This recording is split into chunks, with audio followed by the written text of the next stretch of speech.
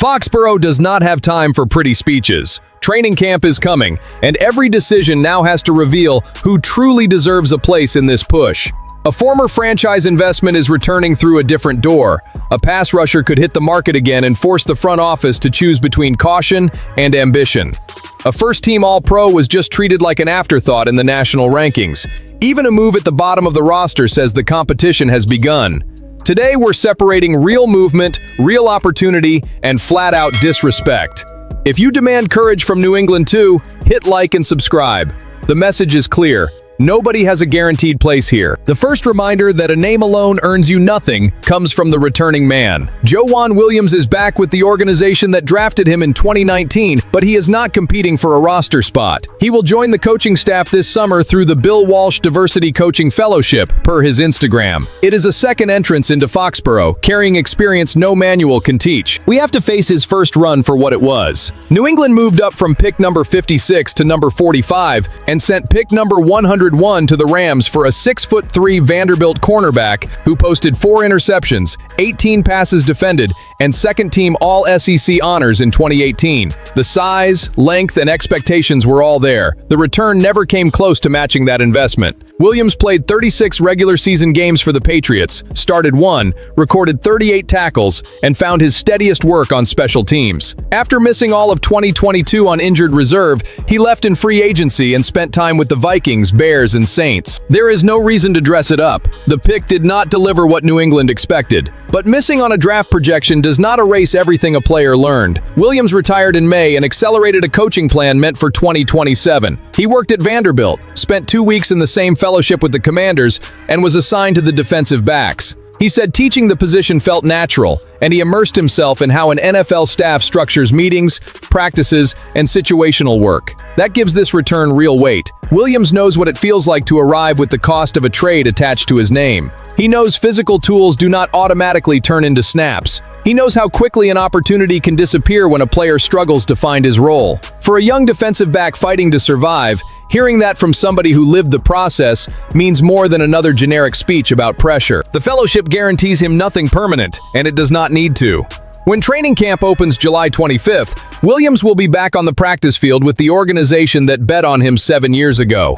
This time his impact might appear in somebody else's preparation. Foxborough is not trying to erase an old mistake.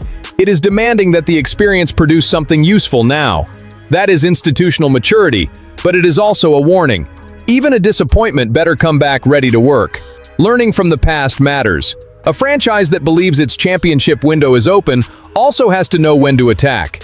If Maxx Crosby returns to the market in 2026, Eliot Wolf cannot watch another AFC contender add a game record to its defense. This situation has already gone sideways once. Crosby was part of a blockbuster deal from the Raiders to the Ravens, but Baltimore backed out after reportedly becoming uncomfortable with the pass rusher's medical history. Las Vegas welcomed him back, but that does not automatically erase the friction. Bleacher Report's Gary Davenport predicted Crosby could ask for another trade later this year. If that possibility gains momentum, the price may look very different from the one attached to the failed deal. New England needs to be awake when that happens. I am not saying the Patriots should throw away their future without studying the contract, medicals, and compensation. That is noise, not ambition.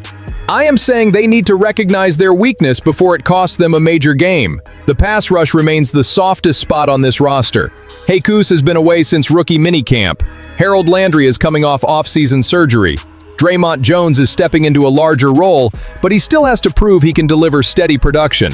Expecting every answer to arrive at once would be far too comfortable for a team that just built an offense to compete now. Crosby would not arrive as decoration. He is a 5-time Pro Bowler who produced 10 sacks in a season shortened by injury. He makes tackles survive snap after snap, collapses the pocket, and speeds up the clock inside a quarterback's head. That pressure would feed a secondary featuring Christian Gonzalez, Carlton Davis, Kevin Byard, and Craig Woodson. A rush throw up front can become a stolen possession on the back end. One addition can raise 2 units without ever playing in both. Look at the opportunity. New England already pulled A.J. Brown away from Philadelphia to raise the offense's ceiling. If that bet pays off around Drake Maye, wasting the season because the defense cannot create pressure would be unforgivable. This roster does not need a pretty collection of names. It needs to eliminate the weakness playoff opponents will attack until it breaks. Crosby would do that while restoring the kind of presence that can own third down, much like Matthew Judon did in his best Patriots stretches. The medical risk requires a deep review. The price requires discipline. Neither concern excuses passivity. If Las Vegas opens the door and the asking price falls, Wolf needs to call, negotiate, and make the Raiders tell him no. Championship windows do not send formal invitations. They appear for a moment, place an uncomfortable opportunity in front of the building, and reveal which front offices are prepared to act. There is a reason to imagine what a stronger pass rush could unleash. The back end already added a player who punishes bad decisions. Kevin Byard III arrives after earning first-team All-Pro honors and leading the NFL in interceptions. ESPN's Jeremy Fowler still left him outside his top 10 safeties and out of the honorable mentions entirely. Sorry, but that is not a minor omission. If recent performance, production, and impact still matter, erasing the league's interception leader requires a better explanation than pointing to his age. Is it fair to expect some decline at 32? Sure. What makes no sense is pretending it already happened while the All-Pro recognition is still fresh. A projection ranking cannot become permission to ignore what a player just did on the field. New England did not sign Byard to win a July argument. Mike Vrabel had a clear weakness to attack. The Patriots struggled to generate sacks and takeaways in 2025. Putting a veteran with elite instincts, anticipation,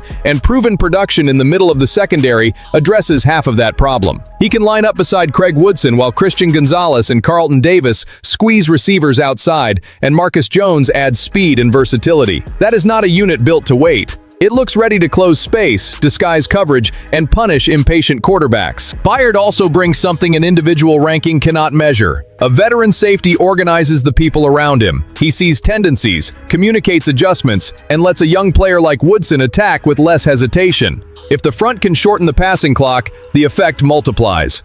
Crosby would be the dream addition, but even without that deal, this secondary has enough talent to turn incomplete pressure into takeaways. Byard connects recognition to execution. The September 9th opener against the defending champion Seattle Seahawks will not offer a gentle adjustment period. Drake Maye, who missed the MVP award by 1 vote, enters 2026 surrounded by national evaluations that place him below the level he showed. Now the new safety gets similar treatment. Fine, save every list, print every omission. Rankings do not win games, but an ambitious roster can turn dismissal into focus, and focus into controlled violence on the field. It is time for the Foxborough faithful to take the evaluator's chair. Drop your top 5 safeties in the comments and tell me which name comes out so Kevin Byard can go in. Bring arguments, not sympathy. If ESPN could not find him a place even among the honorable mentions, Patriots fans can explain exactly where that evaluation lost touch with the field. Outside rankings can be badly wrong. Internal decisions carry immediate consequences, and releasing Travis Shaw shows Mike Vrabel is already shrinking the margin for everyone fighting to stay. The Patriots waived the undrafted defensive tackle a little more than a week before training camp, opening a roster spot. It is not a season-changing move. It is a small cut that tells us who earned more trust heading into July's competition. Shaw signed in May after splitting his college career between North Carolina and Texas. Across 50 games, he recorded 68 tackles and 2 fumble recoveries. At 6'5" and 334 pounds, he had the size to compete for a rotational role inside, especially after Kairos Tonga left. He took part in OTAs and mandatory minicamp, but ran into a crowded room. His $885,000 cap charge carried no guarantees, so this move creates no meaningful financial relief. It was a football evaluation, nothing more. Milton Williams, Christian Barmore, and Corey Durden look like the safest players in the group. Behind them, Leonard Taylor III, Eric Gregory, David Blay Jr., Jeremiah Farms Jr., and Josh Farmer will fight for every available rep. New England had already shown confidence in this room by passing on defensive tackles throughout the draft and adding only Blay among its undrafted rookies. Now another competitor is gone before the first practice. Vrabel praised what Durden proved last season, highlighted Taylor and Gregory, and noted that Farmer is healthy again. He also warned that camp will feature real competition. That is the right message. Recognition without comfort. Nobody gets a roster spot because the head coach mentioned his name in July. Durden went further. He said the defensive tackles were the best position group on the team last season and entered 2026 expecting to become one of the NFL's best rooms. I like the confidence. Now back it up. Rookies report July 22nd, and the first camp practice arrives on the 25th. Releasing Shaw removes one body from the line and puts more responsibility on everyone still standing. Less competition does not mean an easier life. It means there are no shadows left to hide in. That is what July must mean in Foxborough. Consequences. Joejuan Williams returns with lessons that can prepare somebody else. Maxx Crosby represents an opportunity Eliot Wolf cannot ignore if the market opens. Kevin Byard brings all-pro production and a national ranking he can tear apart on the field. Travis Shaw's release says even the bottom of the roster is already being judged. There is no room for comfort, reputation, or endless rebuilding. Mike Vrabel built a team that will be judged like a contender, and every practice has to reflect that ambition. Subscribe to Patriots Club fans and hold every decision accountable with us.